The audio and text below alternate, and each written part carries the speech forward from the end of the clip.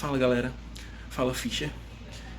Meu nome é José Vanderlei Fortuna Tomé. Eu sou estudante do segundo período de Engenharia da Computação na UFC e hoje eu vim mostrar um pouco de como eu fiz o meu sistema Java que é a avaliação dessa disciplina. Então agora eu vou mostrar um pouquinho para vocês do que eu fiz. Então, vamos lá. Primeiro, eu vou passar uma visão geral de como eu organizei minhas classes.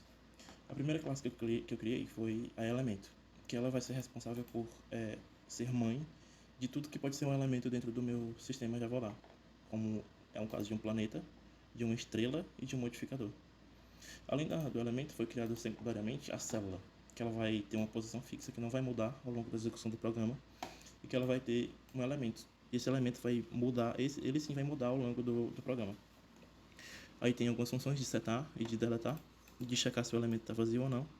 E foi criada uma interface, que é essa iGetElementType, tanto para o elemento quanto para a célula, porque eles precisam ter essa função, esse método obrigatório, que é o getElementType. A célula precisa ter ele porque, caso o elemento seja vazio, daria erro na hora de buscar esse valor. Então a célula também tem ele para, caso seja vazio, ela retornar empty, que é vazio. Aí foi criada uma enumeração para mostrar isso, para poder deixar isso mais fácil, né, sem precisar ficar colocando vários valores o tempo inteiro. Desse elemento foram herdados os planetas, que tem nome, velocidade, descrição, tempo, números, que armazenam seus dados e suas posições. E um exemplo que é o Python, que é herda de planeta, que é uma classe abstrata. E ele só é instanciado diretamente, não precisa passar valores, pois já são coisas fixas. Do elemento também foi herdado estrela, porque como a estrela é maior, ela pode ter mais de uma posição, então ela tem uma release ao invés de só uma posição. E da star é herdado Java, que já tem suas posições fixas também. Além do planeta e do star, a gente tem o modifier, que ele vai ser ou um bug ou um desenvolvedor, que ele vai ter o seu valor de modificação, 1 ou menos 1, se for um bug desenvolvedor, e a sua posição. Criadas também algumas classes auxiliares, como é o caso dessa posição, que ela vai armazenar o x e o y e vai garantir os cálculos entre eles, né? Setar o x, setar o y. E ela tem um exemplo de sobrecarga de método, porque quando eu tenho um construtor vazio, ele me gera posições aleatórias, mas quando eu passo valores x ou y para ele, ele vai gerar com esses valores que eu passei. Também a gente tem a tempo, que a classe tempo vai gerenciar o tempo dos meus planetas e guardar os métodos relacionados a isso aqui dentro. E a gente tem algumas classes estáticas responsáveis por fazer cálculos e imprimir coisas, como é o caso do radar, que vai imprimir os dados na tela, fazendo for ou coisas do tipo.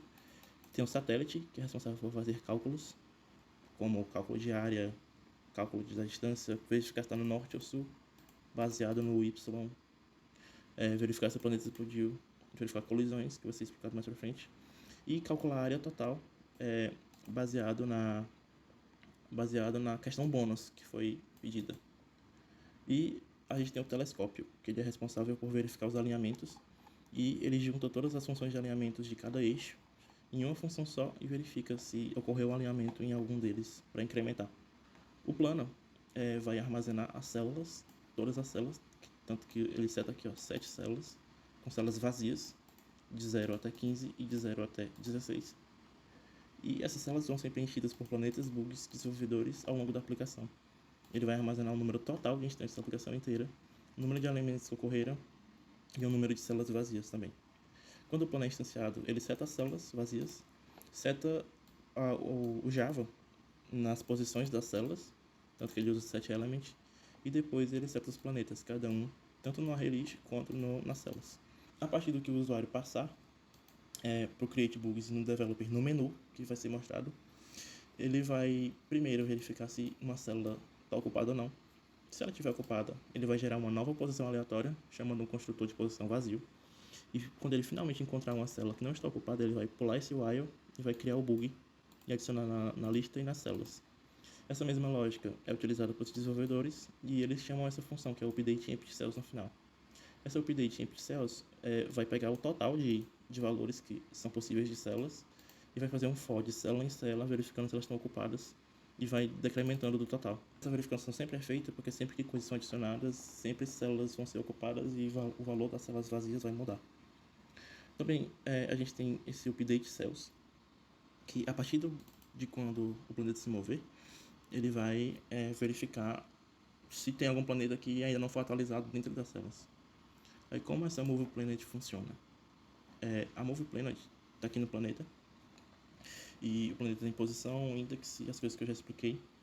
E a partir desse index, ele vai definir a trajetória do planeta, como no caso dessa função que move o planeta só a uma posição.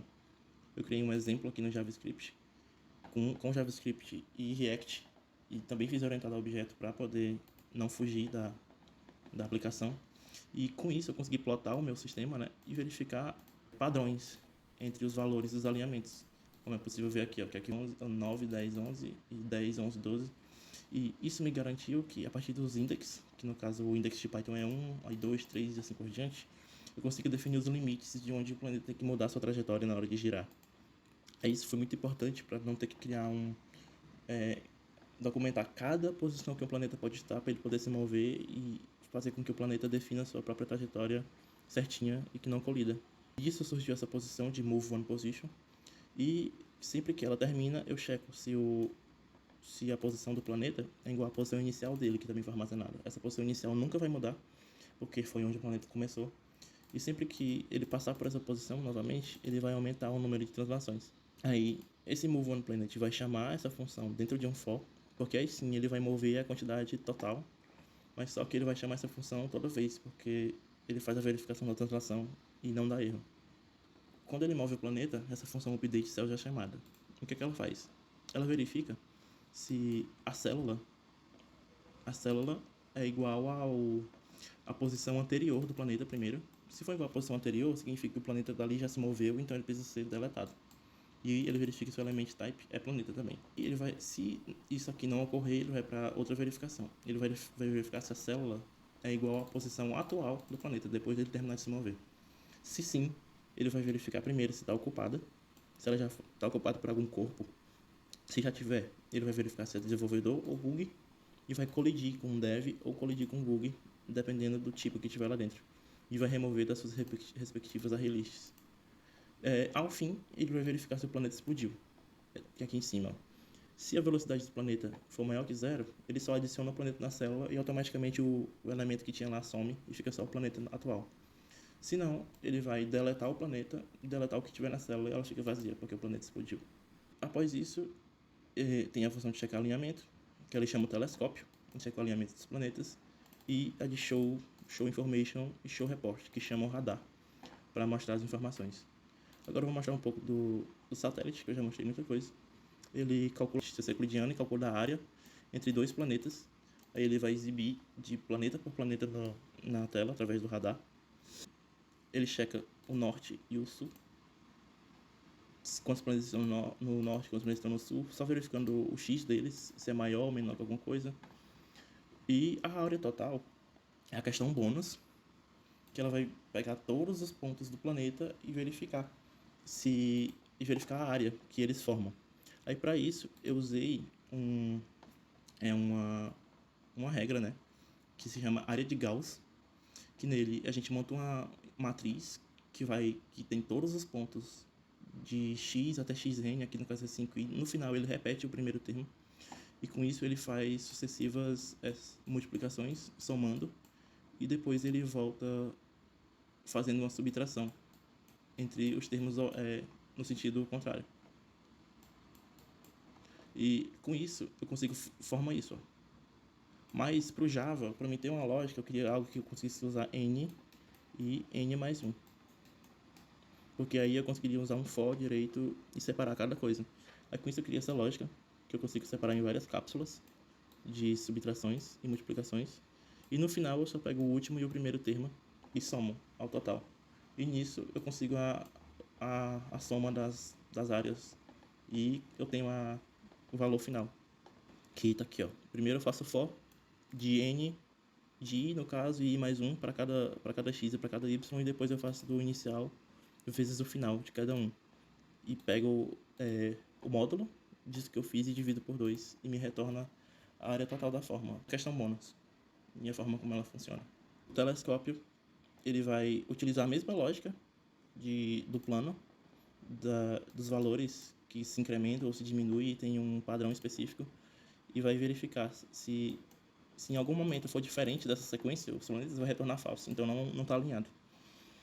E isso ele vai fazer para todos os alinhamentos norte, sul, noroeste, sudoeste, assim por diante, e só essa função vai ser chamada para verificar de uma vez só. Porque só pode ser possível um alinhamento ao mesmo tempo. Então, uma dessas vai ser true ou nenhuma vai ser verdadeira. Depois que tudo isso acontecer, depois que todas as classes foram instanciadas, o plano, as células, tudo vai ser chamado no menu, que vai ser responsável por perguntar ao usuário os instantes que ele deseja simular, a quantidade de instantes. Aí ele verifica se o usuário digitou um número válido ou não. Se for um número menor que 0, por exemplo, ele vai dar erro. E o plano, o menu instancia um plano e ele tem alguns valores que vão ser auxiliares. Um scanner, e ele vai perguntar, né, a quantidade de instantes, pergunta a quantidade de bugs, e esse bugs ele já vai atualizando a quantidade de células vazias, ó. Então, enquanto o usuário for colocando vários loops, ele vai atualizando essas empty cells através daquela função e vai atualizando aqui, mostrando para o usuário o que está vazio ou não e o que ele pode colocar. Ele faz a mesma coisa para desenvolvedores, e aqui ele mostra as opções de simular mais uma vez e sair no finalzinho. Aí aqui é o show menu, que vai dar boas-vindas ao usuário e executar todas as funções. E tem que ele mostra o relatório e o obrigado quando o sistema terminar de executar. Então agora eu vou dar uma pequena demonstração do meu sistema Java funcionando. Eu tive um problema com o terminal do Eclipse, que ele estava travando bastante enquanto eu estava gravando a tela. Então eu resolvi compilar o código direto do terminal. A primeira coisa que ele me mostra é bem-vindos ao sistema Java. E ele me pergunta a quantidade de instâncias que eu quero simular. Eu coloquei 20. Ele me pergunta a quantidade de bugs que eu quero colocar e ele já me diz as células que estão vazias, já contando planetas e o Java. Vou colocar aqui 200.